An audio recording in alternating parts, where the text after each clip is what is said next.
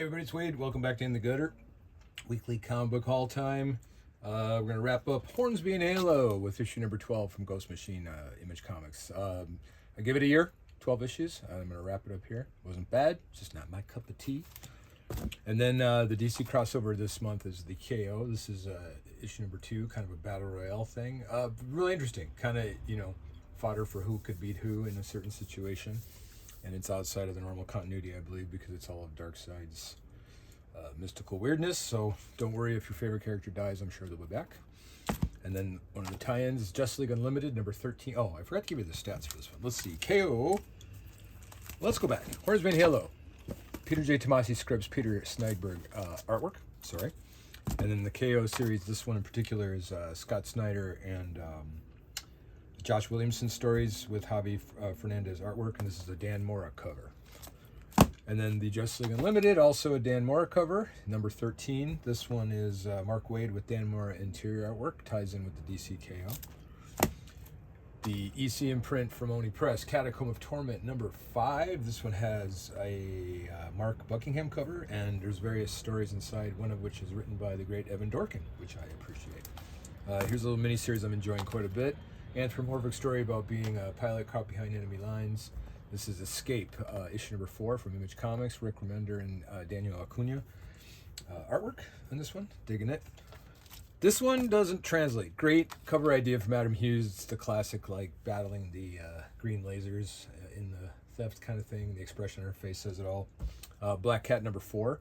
As I mentioned, the Adam Hughes cover. G. Willow Wilson scripts with a Gleb Melenkov interior artwork. I just wish this read better. It's a really cool negative space thing, but it sort of gets lost. Like, I don't think you'd even notice it on the shelf, but I'm going to pick that to click as far as covers go. Marvel Knights, World to Come, Punisher number 2, Palmiotti and Panosian on this one. Kind of a weird, zombie Punisher story. I don't quite get it, but it's, if you like violence, there you go.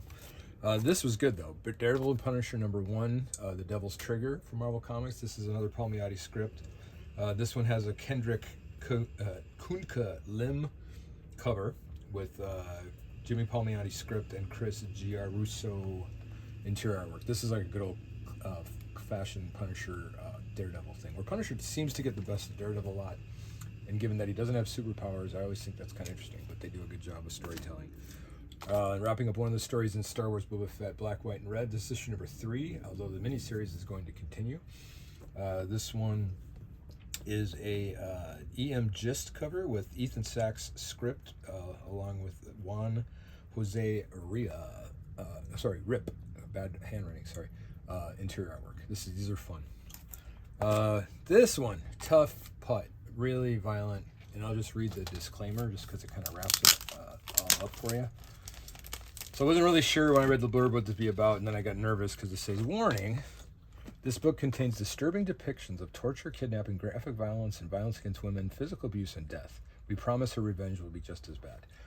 It's all that it says it's going to be, and unfortunately, in the first issue, there's no revenge, so it's just a lot of, really dark stuff. But we'll see where it goes. So Devil on My Shoulder, number 1. This is Kyle Starks and Peter Kowalski.